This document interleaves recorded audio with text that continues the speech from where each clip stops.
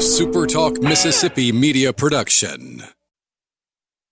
The views and opinions expressed by the hosts, guests, and callers on this show are not the opinions of TeleSouth Communications, its management, or advertisers. William Carey University Athletics. Every sport you find exciting. Crusader Talk. Crusader Talk. And now, This is Crusader Talk. Crusader Talk. We're covering everything William Carey University athletics, from the field to the court and the diamond, on SuperTalk Hattiesburg 97.3 and SuperTalkHattiesburg.com. Welcome, everyone, back to Crusader Talk. Glad you're with us here on today's episode. Caleb Hamill, Josh West, Dalton Stanford back with us behind the board. Glad he is here pushing the right buttons, because without him, well, we have what we had last weekend, which was no episode to give you all. Sorry about all the technical difficulties and scheduling conflicts that we incurred. I know we didn't communicate that very well for you all out there, but no internet. No internet on Josh's end. New baby on my end. So congratulations. I hope you will indulge us and forgive us, if you will. None of them would have wanted to just hear me. So okay. Well, I'm sure that, honestly, Josh, we need to just schedule a prank episode where we just don't show up and let Dalton just quickly scan the internet, especially in the summer. Oh, that would be rich. But for real, though, if we were to miss a day and had Dalton just fill content, this would probably be the episode. One, because we missed out on everything that happened over the past week and a half, in addition to all the news that's happened in the last 48 or so hours as it relates to William Carey athletics in the old landscape. So it's almost like we have to hit the headlines just to try to get things done and out of the way. Josh, over the past 2 weeks, we've had the opening round finish up. Come and gone. Yeah, it has come and gone. It was here and gone in a flash. And interesting results, I would say, when it comes to baseball and softball, because going into the tournament, it really felt like softball was the hot team at the time. They had a little bit of a skid there just towards the end of the regular season, but still finished as conference tournament champions. But then, lo and behold, you get to host the opening round, first year for Coach Hogue back or with the program under her direction, but just kind of run into a buzzsaw of Marion, Indiana. And it's that team that makes it through to Columbus, Georgia. And on the other side, baseball shocks us all. Not to say we didn't think they could do it, but given the circumstances of what this team has been, hot and cold, pitching has been unreliable at times, hitting has been a little bit hit or miss, but all of a sudden they mount comebacks, they keep games close, they pitch it just right enough, and they find themselves in a 3-game sweep of the opening round in the Cumberlands in Kentucky and find a way to Lewiston, Idaho. It's crazy. 3 out of the last 4 years, William Carey baseball has made their trek to Lewiston. And think about this. The first team to ever make it to the World Series, won it all, in 1969. You back that up with a late 70s run, and from there it was a drought, all the way to 2017 when Coach Halford and company beat Southeastern at home to bolster their team to Lewiston. And then, like I said, 3 out of the last 4. So if you want to boil it down, over the last decade, 5 William Carey teams have made it to the World Series, and all the years previous for that program, there were only 2 visits, including 1 national championship. It really is remarkable, and I think that we would all be lying if we didn't say that we were pretty much had given up on the 10-2 game. I mean, the game was 10-2. We had kind of just said, okay, well, there's always tomorrow. We've still got another chance. They've got to beat us twice. Sure. You got Matthew Davis coming back after a short rest, but still your ace would go on the mound. And you're going to get some innings out of him. And then depending on where you were and what you were doing, and it's fun to hear everybody else's account of how you found out or at what part of the journey you found out. Because then you got reeled back in and you realized what was going on and that history was taking place in the moment. And I love Kevin Rosary's story about it. And we would never get Kevin on it. Kevin doesn't like to do the microphone thing. But it would be great to have Kevin on telling you that he's on the phone with Ben talking softball, and they check Presto. They check kind of the back end of the stats, and it was 10-2. And he gets on and checks it, and it's 10-10. And he said, and Ben hung up on me. I love it. He said, "Gotta go, bye." And then Lauren's calling like, "Oh my God, are you sad?" Are you watching it? I'm kind of watching it. Like he was going to have to write the "Okay, well, see you tomorrow" article. Sure. And the next thing you know, just held down the backspace button. yeah, no, well, he was working on softball still. They were hammering out that article, and the next thing you know, pretty cool. Yeah, pretty cool. So, and I know there's a 10-run eighth inning, by the way, if you had not kept abreast of what happened in the championship game of the opening round up in Williamsburg, Kentucky. But, yeah, William Carey was down 10-2 and played 10 runs in the eighth inning. I just want to walk through what the eighth inning looked like. It started off with DJ Booth striking out. You followed up with a Taylor Walters single. Jaden Mark hit by a pitch. You got runners at first and second. Then you followed up with a double down the left field line where both runners score. So, okay, you've added 2 runs. So now it's 10-4. Okay, a little bit more manageable, but it's still the eighth inning, so a lot more to go.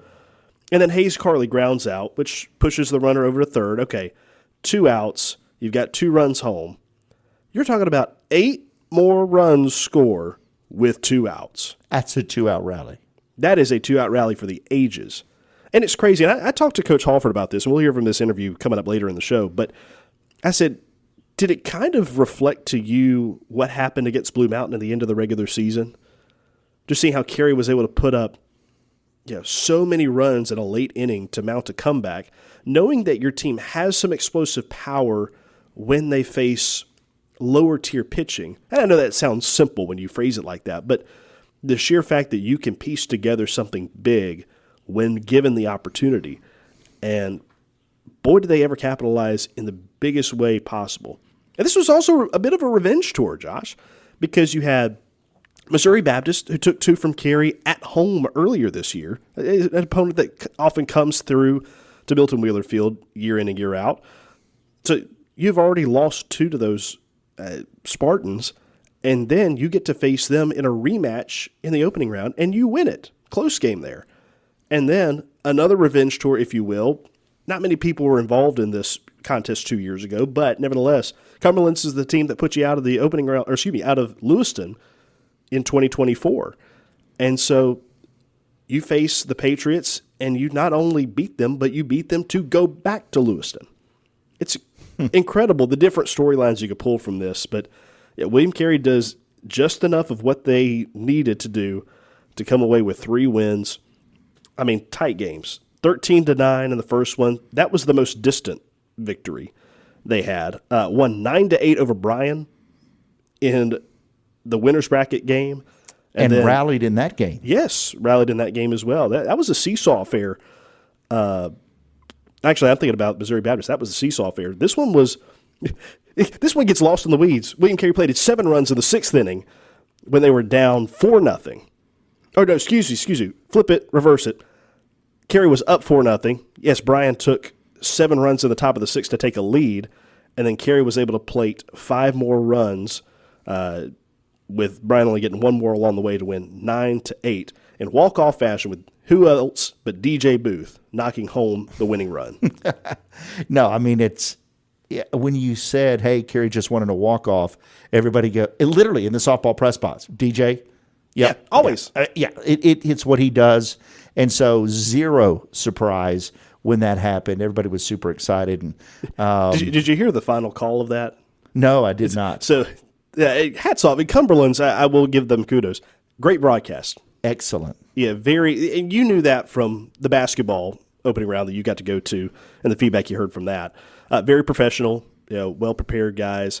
But whenever DJ hit the walk-off and they chased him to the outfield, they said, DJ playing all the greatest hits. Very nice. Yeah, getting the game-winning hit at that. But it was pretty fun. And, of course, Carey wasn't done yet at that point because, again, they had that final game to go. Cumberland's tried to force the if necessary but failed to, and William Carey makes their way to Lewiston, Idaho. They will be the 10 seed facing off against Taylor, Indiana. But softball, unfortunately, their season is finished. Yeah, unfortunately finished. And you mentioned the 2 1-0 losses to Marion. just a classic pitching duel where you lose in 11 innings and you give up a run in the top of the 11th and lose 1-0. And then you come back and you think you're going to avenge that. You've scored just a bunch of runs, maybe 18 runs in the last 2 games, I think it was, or 19, and then you fall 1-0 again. Macy Cone, MVP of the tournament, she goes 32 innings, gives up a run that was on a sac fly when they were up 3-0 in the 7th of the first game. So she has 1 walk and gives up 1 earned run the entire tournament, 32 innings. She pitched every inning for Marion. Insane. All right. Before we run it out of time this first segment, because the next 2 are going to fly by because we've got comments from Coach Hogue and Kinley Hogue as well coming up in the next segment with Coach Halford in the third segment. They're traveling today, by the way. So took 3 different flights with 3 different groups of guys to different waypoints on their way to Spokane, Washington. But quickly, South Region Coach of the Year in track and field is Coach Ryan McKenzie. Congratulations to him. Also have a national championship to report from the team in archery. I'm trying to get the terminology right, and maybe I can get this back pulled up before we run out of time here. But it was Morgan Reeves and Elias Reyes that won the mixed team compound national championship over the Collegiate Target Nationals. So congratulations on that gold medal performance. Coming up next, it's Coach Wendy Hogue and Kinley Hogue on the other side of the timeout. You're listening to Crusader Talk.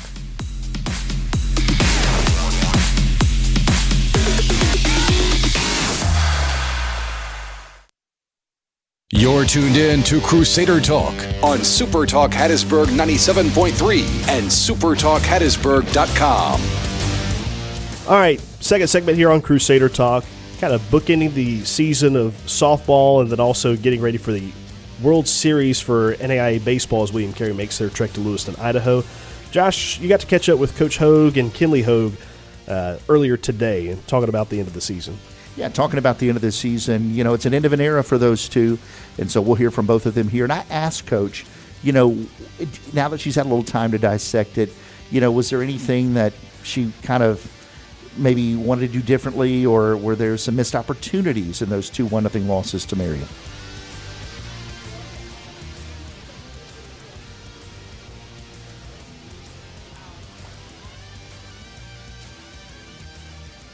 I didn't think we made adjustments very well. I didn't think she was throwing a curveball and she was throwing it well. She was mixing her speeds and, and that was, for whatever reason, we didn't hit that well. We didn't make those adjustments. So immediately after that, the next morning the team comes in and that's what we're working on, curve. And because that's what we've been able to do all year. If we play someone who, if we can't make the in-game adjustments, we just pray for another opportunity to run into them where we can show them that we have made that adjustments. We did that with Mobile. We did that with Blue Mountain. We did that with all of the teams that we played multiple times. And so that's what we were ready to do with Marion. And even if we didn't have another shot at them, we were going to be confident with the curveball and mixing speeds. So, and we did that those next 2 games. I don't know if you remember, but we swung it pretty well against those teams we had already taken. We felt really good about the changeup, the off speed, because that was Mobile. Once we were able to take that away, we felt like that's how we were able to get quite a few of those wins against Mobile. So then the opportunity to play Marion again, felt really, really good about it. That was when the girls were excited because we had worked. And that's one thing we've been saying all year, that our confidence comes from preparation. And I had not done enough as a coach to prepare us for that first time that we played them. So then the second game comes around, and Josh, I want to tell you, I thought we hit some balls well. I thought they made some running catches over their shoulders. I thought they made diving catches. I thought defensively they played an excellent game. I thought not only did they make the routine plays, they made plays that we could have scored 2-3 runs if they don't make those plays. And so as far as making adjustments with the pitch, we did. We didn't score a run, and then their run comes on hit by pitch. They sacrifice her there, and then it gets fisted on a ball. They didn't square a single ball up, but they had one that jumped, dropped right in. They scored the run. We squared quite a few balls up and couldn't score it. So, the next day I wake up and I've got a headache for sure, because that's a lot. But I had no regrets because I can't think of one thing that we could have done differently. Hey, if you would have done it, if we would have done this, if I would have done it. Now, I mean, we were up on the plate. We were up in the box. We bunted when I felt like we should have bunted. We swung so there's no regrets. And that's very few L's kind of walk away and say there's no regrets. But I thought our girls played their tails off, and I thought right up until that last at bat that we had a chance to win the ball game. Never thought we were going to lose it. Never thought we'd lose that ball game. But it just, for whatever reason, we did. And but no regrets. No, and I feel that way as well. And it's great to hear you say that it felt like it was just Marion, more so than any opportunity missed. It was opportunities taken away from their excellent plays. And so in the midst of that day, the highest of highs and then the lowest of lows of the season being over, the matchup against Georgia Gwinnett, for this team to answer with 8 runs after a missed call and then an error that cost a couple more, and the team responds with 8 runs. If you could sum up an inning to define the team and the grit and the passion of this group, felt like that inning and that win against Georgia Gwinnett was kind of season defining as to what this team was capable of. Absolutely. That was grit, that was passion, that was determination, that was fight back when somebody punches and we want to punch back. That was using our gifts and our talents to the best of our ability. We had a game like that with them earlier in the season. In Columbus, I felt like it was like that. We were able to punch. So I credit to Georgia Gwinnett. I think they taught us how to fight a little bit this year. But that was the resilience, that was the determination, that was William Carey softball, the inning that we answered back. And so for that to kind of encapsulate year one back and to be back in a spot where you're so familiar and it feels so great. Year one, 40 wins, the double, the regular season and the conference championship. What a year. It was, and it's all the people. It's the girls that were on the team and the coaching staff. Man, it was, again, the culture was phenomenal. The girls had to buy in for that, and I appreciate them doing so. It was just like God couldn't have chosen a better group of people to be here in my first year back, because it was a really, really, really strong year, but it was because we had some really great people. And to get to ride the roller coaster one more time with your daughter, Kinley, we're going to speak to her in just a moment. To get that opportunity again, and for Kinley to have the type of year she had, her and her teammates, and for her to, I don't want to say she ever fall out in love with the game, but just the joy that she enjoyed this year. It was something to watch. I know we thoroughly enjoyed it as people covering it. It was great to see that combination, and you hate to see it ever come to an end. Yeah, it was, I'll tell you, 2022 was her senior year in high school, and that was an extremely special year, and I didn't think we would ever get close to that feeling of pride, of fun, and of joy, and just experiencing the game together. But I tell you what, this year we did. This was great this year, and like you said, last couple of years to have some struggles, but to see Kinley perform day in and day out, and I was telling somebody earlier this morning, it's not just on the softball field, it's just seeing her do life and live and lead in such a way. Every single day, I was able to experience that for the entire year. Sometimes God blesses us with things that maybe we don't know we need, but we're certain that we don't deserve. And so it's been a great year with Kinley for sure. Does she have a way with words, or does she? My goodness, that's so good. I'm going to now just move right over here to Kinley Hogue, and that was Wendy Hogue, your head coach of William Carey Women's Softball. Kinley, here in closing, I wanted to get your thoughts on that. This year, to be able to do what this team did at the end, and I mean, scored more runs than anybody in that tournament, but just was on the wrong side of a couple of nail-biter, knockdown, drag-out, 1-0 losses, and that's going to happen in sport sometimes. But what was your takeaway of not only the week, but of the year? Yeah, just like Coach Oak said, what an incredible year. She couldn't have said it any better. The girls being surrounded, I could tell that this was a special group. I was praying for a special year, and just for, I was praying for unity in this group in June of last year. And then when July, we had some practices in the summer, I just knew that it was going to be special. I could tell through the fall, and then that feeling just kept going. The wins and just all the accolades are awesome, but it was truly, like she said, the people is what made the place, is what made the team. I couldn't have picked a better group of girls and coaches to do it with, and I think that was a big part of our success. And then because of how close we are, because of how well that we mesh together, that we reap those benefits on the field through wins and successes. And a great tournament. Hats off to Marion. They were a great team to play, super respectful.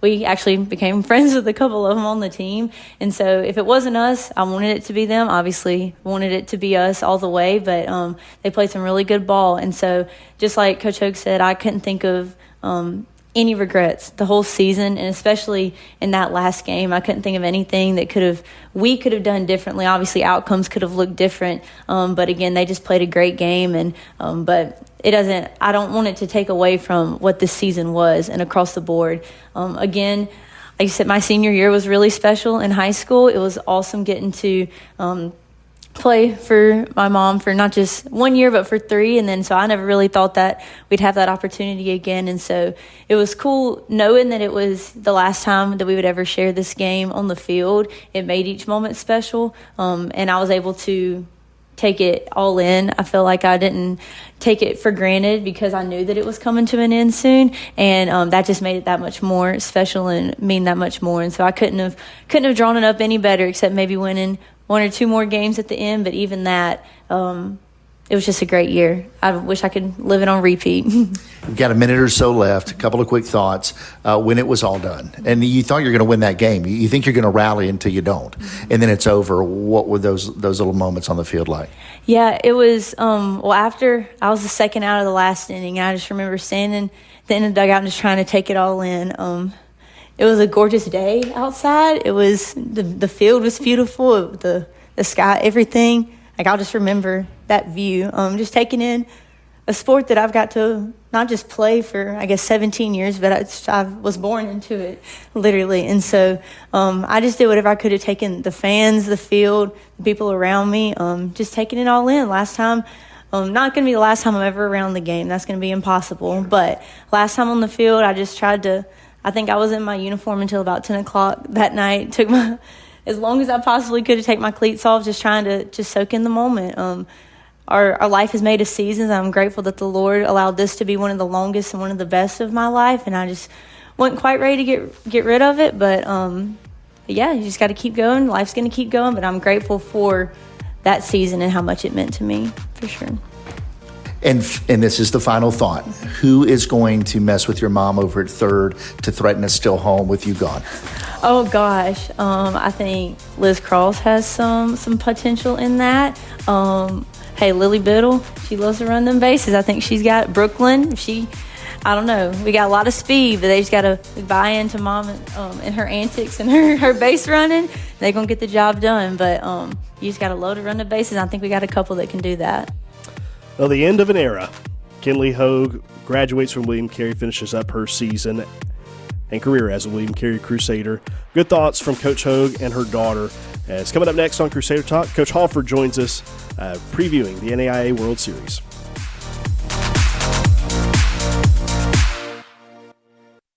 Talking everything William Carey University athletics. This is Crusader Talk on SuperTalk Hattiesburg 97.3 and SuperTalkHattiesburg.com.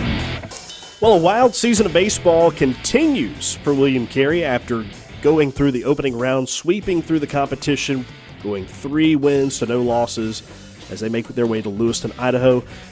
They have, again, 3 different groups, one man by each coach, traveling out there to Spokane, Washington before busing down to Lewiston today. Should be wrapping up that trek as we record and as we broadcast live today. But I caught up with Coach Halford yesterday and asked him just about the ride through Williamsburg, Kentucky, and the bit of the revenge tour that it was and just how it all shook out.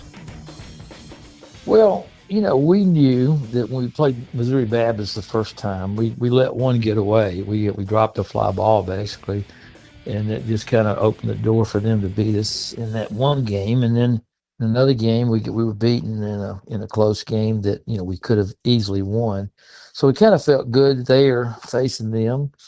And then with the Cumberlands, playing on a field like we do is such a large field that when our guys get away from here sometimes, this is a smaller ballpark. And so the home run becomes more prevalent for us than, we're capable. And so that was one of the things. And of course, they had beaten us up there with a really good pitcher, a kid that was drafted by the Angels. And so we knew that they were real strong, and we knew that playing at home, they would be really confident and that type thing. So it kind of played into, what our mantra is this year. We're kind of a scrappy team, and we don't really have the power that we've had in the past. So it just kind of all played into, it was a good scenario for us.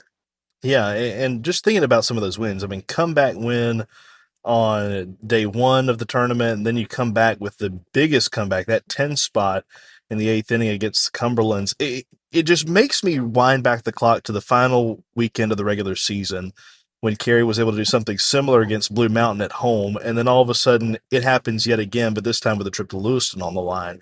It just really feels like this team knows in the back of their head if they can get to the right pitcher in the opponent's bullpen, they can get to tee off and put together a big inning. But this one was pretty special.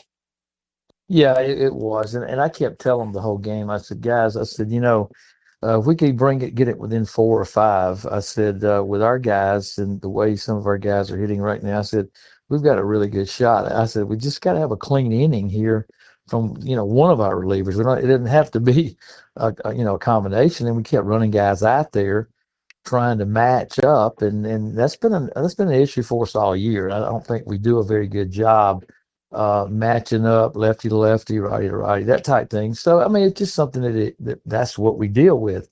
I can remember going out to one of the pitchers and I said, hey, this is a right-handed hitter. We got a lefty coming up. We're probably going to walk this guy intentionally. No. I can pitch around him. Next thing you know, it's base hit, gives up a run. So, that went out the window. So, it's just kind of a different strategy that we've taken in the last 2-3 weeks. We've been using our top relievers as starters because they've been our most effective guys. That's been Wallace and Johnson. Well, we knew that when we played Missouri Baptist the first time, we let one get away. We dropped a fly ball basically, and it just kept.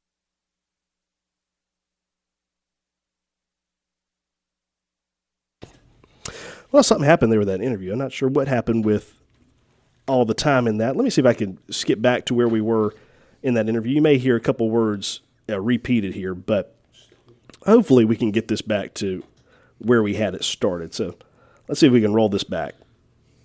That's the easiest or the quickest way or to get to Lewiston. And I think once you've been out there and once you've been a part of this, then that's something that's paramount when you're playing those midweek games early in the season. You don't have the luxury of, let's let this guy see what he can do today, or let's let this guy play this position, or let's move this guy around. You're playing every game almost like you're in a tournament. And I don't know if it's worked for us, but at the same time, sometimes some of the guys that you're counting on might not be getting enough reps. And that's just the nature of the NAIA playoffs. I mean, I know in the Mississippi JUCOs, which most of these guys come from, they've got a whole year, early, especially in the first 2 weeks. They can experiment. They can do different things because you don't have at-larges. You don't have, having to bid for a tournament and all this kind of stuff. So your record, your RPI, your what we call the bow chips is very important. It's good losses, bad losses, good wins, bad wins. And so in the process that we were bidding for the final or one of those opening rounds, someone said, well, you had a bad win against Thomas in the conference tournament. You won 9-8, whatever, and you had to struggle to beat them, and it got down to the last day, and someone else got the opening round bid, and you were left out. So I mean, and that's something we try to tell our players. Every game's important. Every game. Well, and Coach, thinking back about the different teams that Carey sent to Lewis, I mentioned 3 out of the last 4. Just thinking the fact that Carey brought a team to Lewiston 2 years ago, but with a completely different roster. I mean, in fact, just kind of scanning through the guys that were listed for that 2024 season, there were not a lot of guys just in common with the rosters, much less guys that were still playing by the end of the year. So this is a whole different group that is going to get to experience Lewiston for the first time, is it not? Well, I think this is the nature of college baseball. This is the nature of where we are, that you basically are playing year to year. You're basically playing, it's almost like a minor league team. You're restocking every year with NIL at the highest level, with every kid thinking that they're going to play it in Omaha, then you're fighting against that, and you're fighting against a group that you have together for 3 or 4 years, and that's just the nature of it. And we've kind of adjusted to that, and we play it like, let's put this club together as well as we can and try to be as strong as we can, and let's take it basically one day at a time, 1 year at a time, one game at a time. And that's what happens.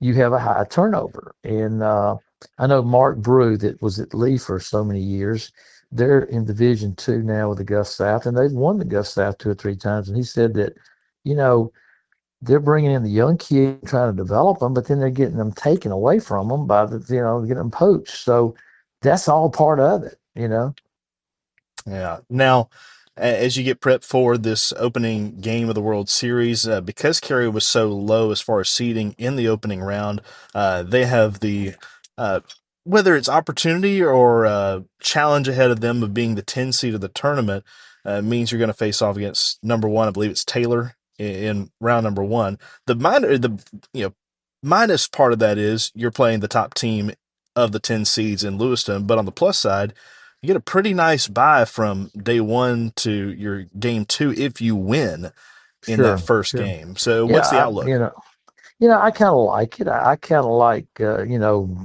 being maybe the underdog, of course. And so we know we've played this team before. We've played them 2 times. We played them in a tournament up at Reinhardt a couple of years ago, maybe 3 years ago. And then we played them again in the World Series. So we know what to expect. We know, they do a really good job. They're well coached and that type thing. So, but there's some familiarity with them, and it's like anybody else. To win the whole thing, you've got to play the best. So whether you're playing the host team, which is one of the stronger teams they've had in a while, or Southeastern Florida, or Gwinnett, or any of those teams, I mean, along the way, you got to play them. And so, like you're saying, that first game, with a win, you get a pretty good couple of days off. And so that's incentive enough right there.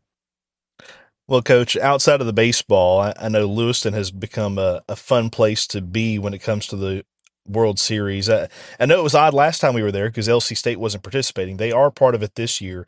But outside of the baseball games, what is your favorite aspect of getting to go to the World Series up there? I think just being exposed to that part of the country, and just to see, the beauty of it all, and just to also see where a town really goes all out for this tournament, that whole area. I'm sitting in the stands with some guys that make it an annual trip. These are retired coaches, and I was sitting there one day, and they said, "Yeah, we meet up here every year, and we've been doing this for 15 years." And it's just such an event for that area. And of course, you've been there too. It's just got a quaintness about it. And it's just kind of a nostalgic type place as far as baseball is concerned. It reminds you of the little minor league towns throughout the country that really embrace baseball and really love baseball. So you're a part of that. And I think the biggest thing I've learned from it is you got to take away the distractions of the travel. Getting out there is not easy. We're taking 3 different flights from New Orleans and going to 3 different places with 12 kids or 12 people on each flight. Each coach has their own group. And my group's flying into Las Vegas and then to Spokane, then to busing, taking vans down 2 hours. And the other 2 are going to Denver, and they're going to Phoenix. So it's a full day, and you know how that works.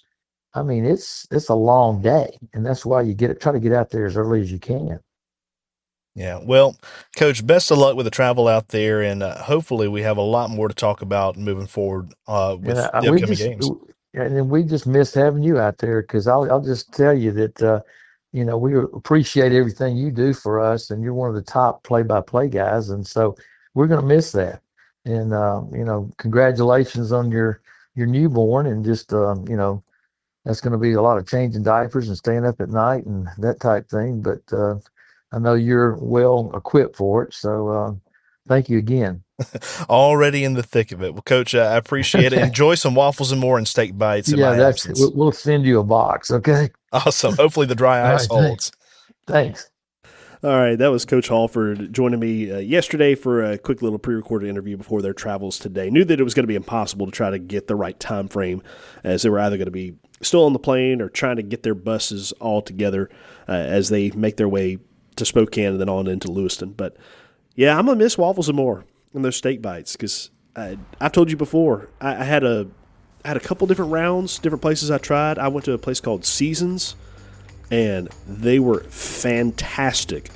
And I tried to get them one more time before I left, and I realized, they're only like a Thursday through Saturday type place. They weren't open on the day that we were flying out or the day before. And so maybe, just maybe, I'll get to find my way back out to Lewiston. But I will say, I talked to Dr. Burnett's secretary at church on Sunday, and she said, yeah, I've got his flight scheduled in case Carey is in the championship game for him to go out there for the last of it. I said, well, make it 2 tickets just in case. So I think I could maybe get free for a championship broadcast. I agree. They might make that happen. Well, it's going to be at 1:30 against Taylor, Indiana on Friday. First game for William Carey in the World Series. You can catch that for free on the Urban Edge Network. No radio broadcast, though. Final segment coming up as you listen to Crusader Talk.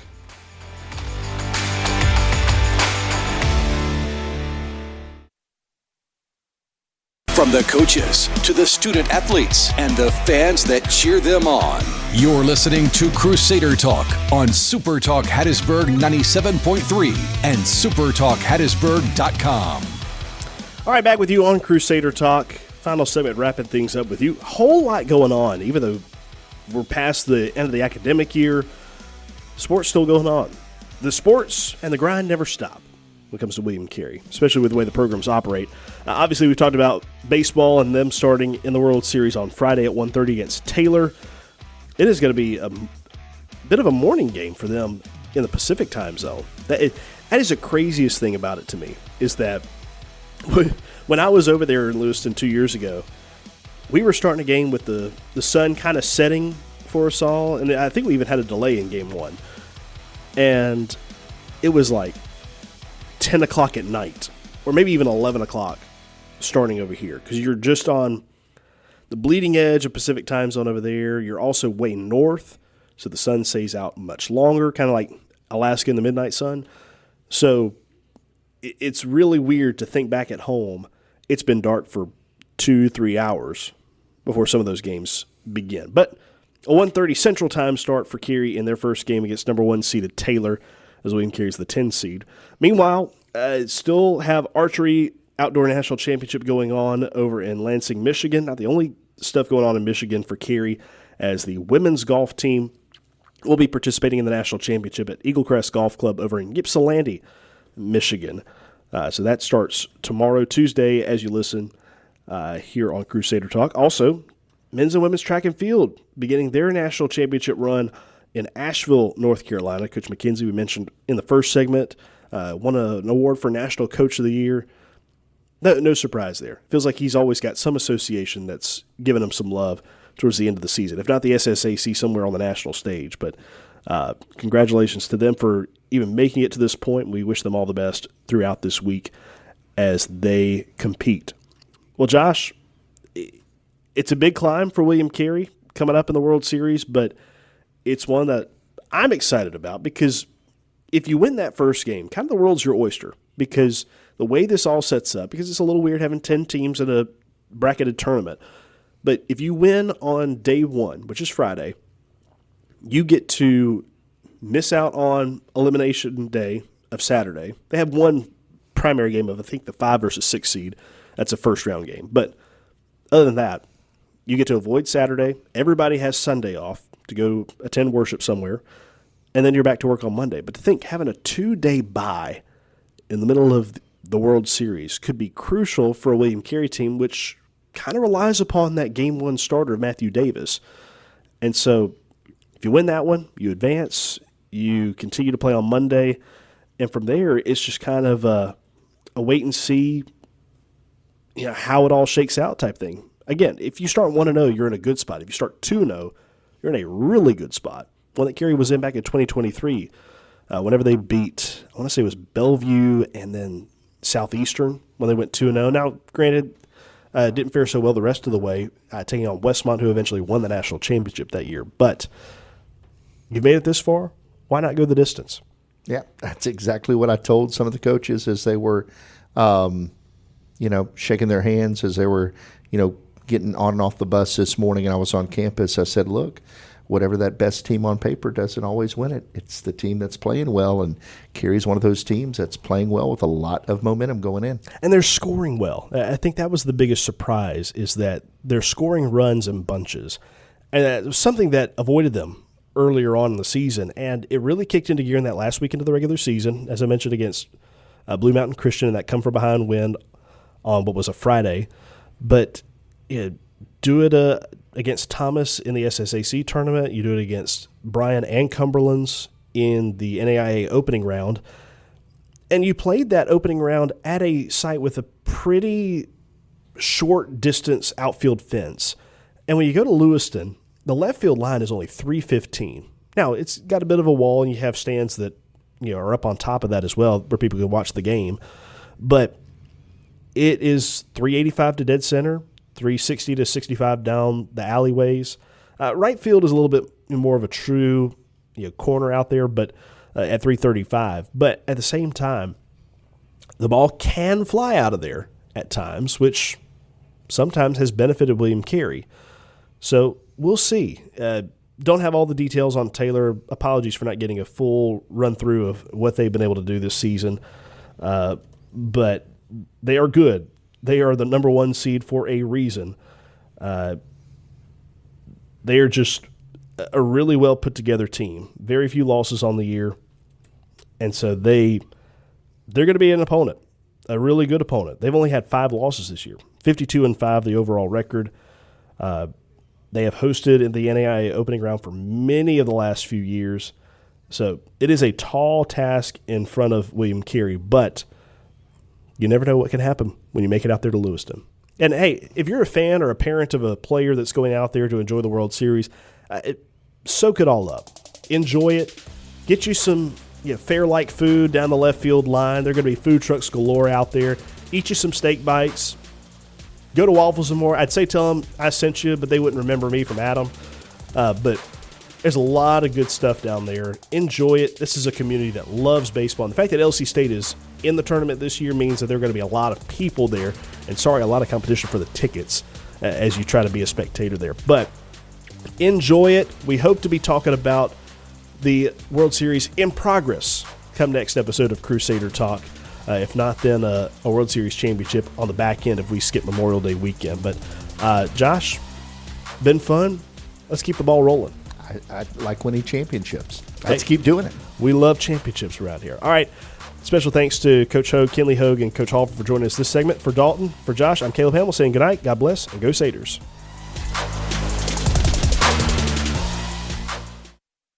A SuperTalk Mississippi media production.